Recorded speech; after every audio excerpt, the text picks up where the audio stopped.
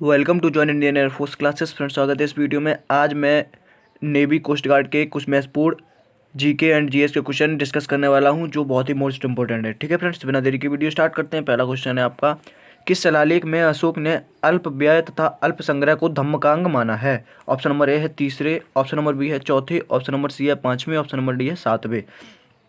ठीक है, तो अशोक ने अल्प व्यय तथा अल्प संग्रह को धम्मकांग माना है। इसका करेक्ट आंसर क्या है फ्रेंड्स? इसका करेक्ट आंसर है फ्रेंड्स ऑप्शन नंबर ए, तीसरे।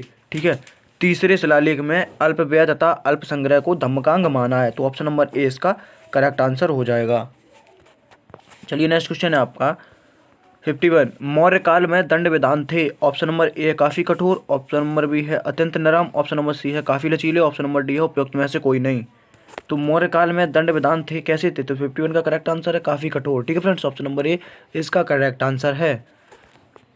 चलिए नेक्स्ट क्वेश्चन है आपका, निम्नलिखित में से किसने उल्लेख किया है कि युवा चंद्रगुप्त सिकंदर से पंजाब में व्यक्तिगत रूप से मिले थे? ऑप्शन नंबर ए है प्लूटार्क, ऑप्शन नंबर बी है जस्टिन, ऑप्शन नंबर सी है मेगास्थनीज, ऑप्शन नंबर डी है एरियन। तो 52 का करेक्ट आंसर है friends option number B, Justin ने कहा है कि चंद्रगुप्त सिकंदर से पंजाब में व्यक्तिगत रूप से मिले थे। ऑप्शन नंबर बी इसका करेक्ट आंसर हो जाएगा। ठीक है, चलिए नेक्स्ट क्वेश्चन है आपका, अशोक के राज्यकाल में यवन राज तुषास्प कहाँ के प्रशासन के का प्रभारी था? ऑप्शन नंबर ए है सौराष्ट्र, ऑप्शन नंबर बी है सुवर्णगिरी, ऑप्शन नंबर सी है तक्षशिला, ऑप्शन नंबर डी है तोसली। ठीक है, तो अशोक के राज्यकाल में यवनराज तुषास्प कहाँ के प्रशासन के प्रभारी थे? तो इसका correct answer friends option number ए सौराष्ट्र के, ऑप्शन नंबर ए इसका करेक्ट आंसर हो जाएगा। ठीक है, चलिए नेक्स्ट क्वेश्चन है आपका, कौटिल्य के अर्थशास्त्र में वर्णित पेड़य कर का अर्थ था? ऑप्शन नंबर ए है आपातकालीन कर, ऑप्शन नंबर बी है अंतरजातीय विवाहों पर लगाया गया कर, ऑप्शन नंबर सी है विधवा पेड़य संबंधों पर लगाया गया जुर्माना, ऑप्शन नंबर डी है वेश्याओं पर लगाया गया एक कर। ठीक है, तो कौटिल्य के अर्थशास्त्र में वर्णित पेड़य कर का अर्थ क्या था? तो इसका correct answer friends option number ए, यह एक आपातकालीन कर था जो आपातकाल समय में लगाया जाता था। ठीक है फ्रेंड्स, ऑप्शन नंबर ए इसका करेक्ट आंसर हो जाएगा।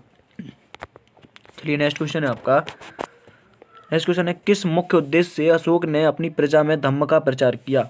ऑप्शन नंबर ए है बौद्ध धर्म के प्रचार हेतु, ऑप्शन नंबर बी है ब्राह्मण धर्म की आलोचना हेतु, ऑप्शन नंबर सी है नए धर्म की स्थापना हेतु, ऑप्शन नंबर डी है अपनी प्रजा के नैतिक और आध्यात्मिक विकास हेतु। ठीक है, तो अशोक ने अपनी प्रजा में धम्म का प्रचार किस लिए किया था? तो इसका करेक्ट आंसर है अपनी प्रजा के नैतिक और आध्यात्मिक विकास हेतु। ठीक है फ्रेंड्स, ऑप्शन नंबर डी इसका करेक्ट आंसर हो जाएगा। चलिए नेक्स्ट क्वेश्चन है आपका,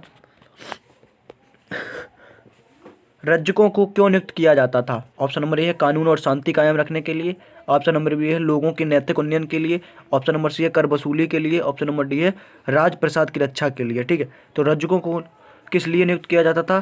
तो इसका करेक्ट आंसर है आपका कर वसूली के लिए। ठीक है, ऑप्शन नंबर सी इसका करेक्ट आंसर हो जाएगा।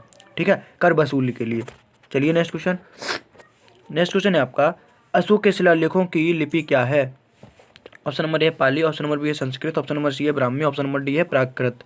ठीक है, तो अशोक के शिलालेखों की लिपि क्या थी? तो इसका करेक्ट आंसर है फ्रेंड्स ब्राह्मी लिपि। ठीक है, ब्राह्मी लिपि, तो ऑप्शन नंबर सी इसका करेक्ट आंसर हो जाएगा। चलिए नेक्स्ट क्वेश्चन है आपका, मौर्य काल की कौन सी विशेषता थी? ऑप्शन नंबर ए है सोने का आयात, ऑप्शन नंबर बी है सरकारी बाजार नियंत्रण, ऑप्शन नंबर सी है मुद्रा का प्रचलन, ऑप्शन नंबर डी है मुद्रा का प्रचलन। ठीक है, तो मौर्य काल की कौन सी विशेषता थी? तो इसका करेक्ट आंसर है फ्रेंड्स सरकारी बाजार नियंत्रण। ठीक है, ऑप्शन नंबर बी इसका करेक्ट आंसर हो जाएगा।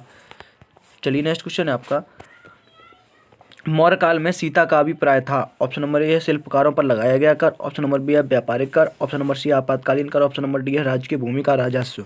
ठीक है, तो सीता का क्या अभिप्राय था? तो इसका करेक्ट आंसर है फ्रेंड्स ऑप्शन नंबर डी राज्य की भूमि का राजस्व। ठीक है फ्रेंड्स, ऑप्शन नंबर डी इसका करेक्ट आंसर हो जाएगा।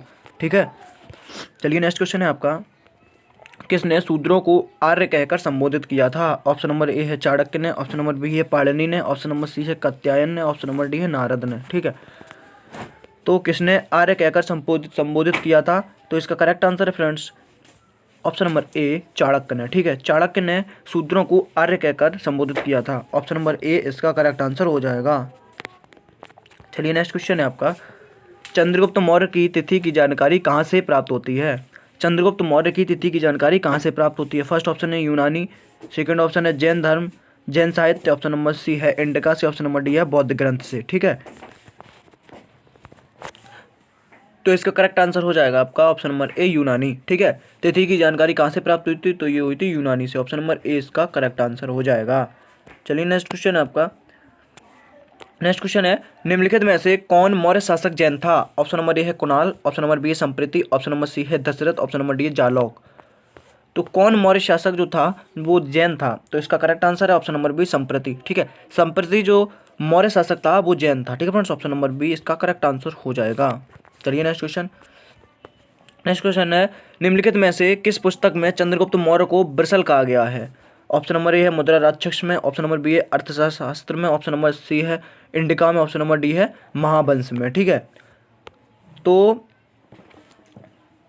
चंद्रगुप्त मौर्य को ब्रसल किस पुस्तक में कहा गया था? इसका correct answer friends option number ए मुद्रा राक्षस में। ठीक है, मुद्रा राक्षस में चंद्रगुप्त मौर्य को ब्रसल कहा गया है। चलिए नेक्स्ट क्वेश्चन है आपका। नेक्स्ट क्वेश्चन है निम्नलिखित में से किस पुस्तक में चंद्रगुप्त मौर्य को ब्रसल कहा गया? ये तो हो गया आपका। चलिए नेक्स्ट क्वेश्चन है आपका।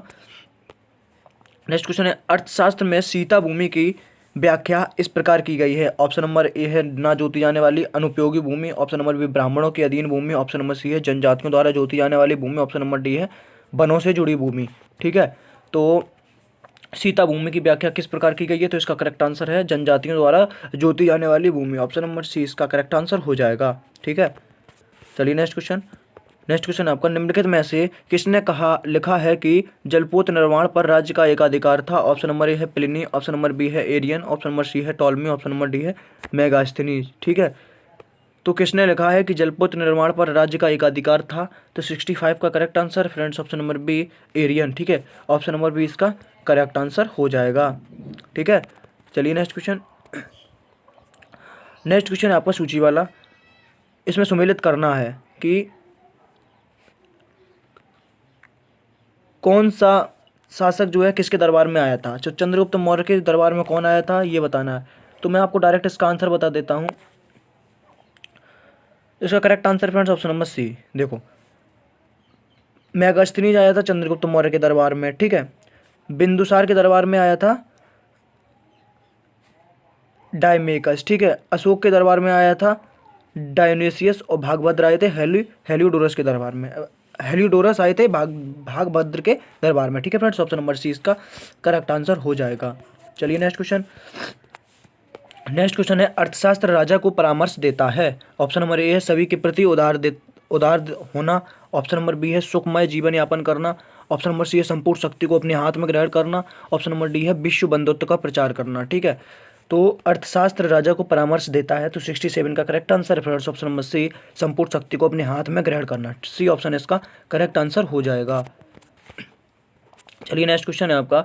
चंद्रगुप्त मौर्य की एक यूनानी पत्नी थी, इसकी सूचना कहाँ से मिली है? ऑप्शन नंबर ए है ललित बिस्तर से, ऑप्शन नंबर बी है मेगास्थनीज कृत इंडिका से, ऑप्शन नंबर सी है मुद्रा राक्षस से, ऑप्शन नंबर डी उपयुक्त में से कोई नहीं। ठीक है, तो चंद्रगुप्त मौर्य की एक यूनानी पत्नी थी, इसकी सूचना कहाँ से मिली है? तो इसका करेक्ट आंसर है मुद्रा राक्षस से। ठीक है फ्रेंड्स, ऑप्शन नंबर सी इसका करेक्ट आंसर हो जाएगा। चलिए नेक्स्ट क्वेश्चन। नेक्स्ट क्वेश्चन है किन स्थानों से प्राप्त उसके अभिलेखों में अशोक के व्यक्तिगत नाम का उल्लेख हुआ है? Option number A Ahraura, option number B है गुर्जरा, ऑप्शन नंबर 3 है मास्की, ऑप्शन नंबर डी है निट्टूर। ठीक है, तो किस अभिलेख से अशोक के व्यक्तिगत नाम का उल्लेख हुआ है? तो इसका correct answer friends option number D सबसे पहले गुर्जरा से, फिर हुआ मास्की से, फिर हुआ आपका निट्टूर से। ठीक है, और अहरोरा से नहीं हुआ है, तो इसका करेक्ट आंसर होगा ऑप्शन नंबर डी। ठीक है, डी इसका करेक्ट आंसर हो जाएगा। चलिए नेक्स्ट क्वेश्चन है आपका। मौर्यकालीन गुफाओं में सर्वाधिक प्राचीन गुफा निम्न में से कौन सी है? ऑप्शन नंबर ए नागार्जुनी गुफा, ऑप्शन नंबर बी है बारावर की गुफा, ऑप्शन नंबर सी है एलिफेंटा की गुफा, ऑप्शन नंबर डी है नासिक की गुफा।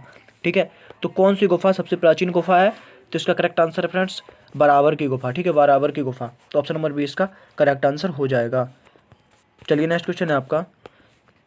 कश्मीर में श्रीनगर नामक नगर की स्थापना किसने की थी? ऑप्शन नंबर ए हर्ष ने, ऑप्शन नंबर बी है अशोक ने, ऑप्शन नंबर सी है चंद्रगुप्त ने, ऑप्शन नंबर डी है समुद्रगुप्त ने। ठीक है, तो कश्मीर में श्रीनगर की स्थापना किसने की थी? तो इसका करेक्ट आंसर है फ्रेंड्स आपका ऑप्शन नंबर अशोक बी ने। ठीक है, बी ऑप्शन सही है इसका, अशोक ने की थी। चलिए नेक्स्ट क्वेश्चन है आपका, गुर्जरा लघु शिलालेख जिसमें अशोक का नाम उल्लेख किया गया है कहाँ स्थित है? ऑप्शन नंबर ए है उत्तर प्रदेश के मिर्जापुर जिले में, ऑप्शन नंबर बी है मध्य प्रदेश के दतिया जिले में, ऑप्शन नंबर सी है राजस्थान के जयपुर जिले में, ऑप्शन नंबर डी है बिहार के चंपारण जिले में। ठीक है, तो यह कहाँ पर स्थित है? तो इसका correct answer friends option number B Madhya Pradesh के दतिया जिले में। ठीक है फ्रेंड्स, ऑप्शन नंबर बी इसका करेक्ट आंसर हो जाएगा। चलिए नेक्स्ट क्वेश्चन है आपका, बोध गया स्थित प्रसिद्ध महाबोधि मंदिर का निर्माण किस शासक ने करवाया था? ऑप्शन नंबर ए अजातशत्रु ने, ऑप्शन नंबर बी अशोक ने, ऑप्शन नंबर सी देवपाल ने, ऑप्शन नंबर डी धर्मपाल ने। ठीक है, तो बोध गया स्थित प्रसिद्ध महाबोधि मंदिर का निर्माण किस शासक ने करवाया था? 76 का correct answer friends option number B Ashok ने। ठीक है, ऑप्शन नंबर बी इसका करेक्ट आंसर हो जाएगा। चलिए नेक्स्ट क्वेश्चन, और इस वीडियो का लास्ट क्वेश्चन है आपका, निम्नलिखित में से किस ग्रंथ में वर्णित है कि चंद्रगुप्त मौर्य ने अपने जीवन के अंतिम दिनों में जैन धर्म स्वीकार कर लिया था? ऑप्शन नंबर ए है अचारांग सूत्र, ऑप्शन नंबर बी है भगवती सूत्र, ऑप्शन नंबर सी है परिशिष्ट पर्वन, ऑप्शन नंबर डी है उपासगद साहू। ठीक है, तो इसका correct answer friends option number C Parishishta Parvan ने लिखा है। ठीक है, ऑप्शन नंबर सी इसका करेक्ट आंसर हो जाएगा। तो फ्रेंड्स आपको आई होप वीडियो अच्छी लगी होगी। वीडियो अच्छी लगी हो तो चैनल को जरूर सब्सक्राइब करिएगा, नए हो तो भी चैनल को सब्सक्राइब करिएगा और बेल आइकन को क्लिक करिएगा, जैसे मैं वीडियो अपलोड करूँ सबसे पहले आप तक पहुँचे। ठीक है फ्रेंड्स, चलते हैं आज की वीडियो का यहीं पे करते हैं एंड। जय हिंद।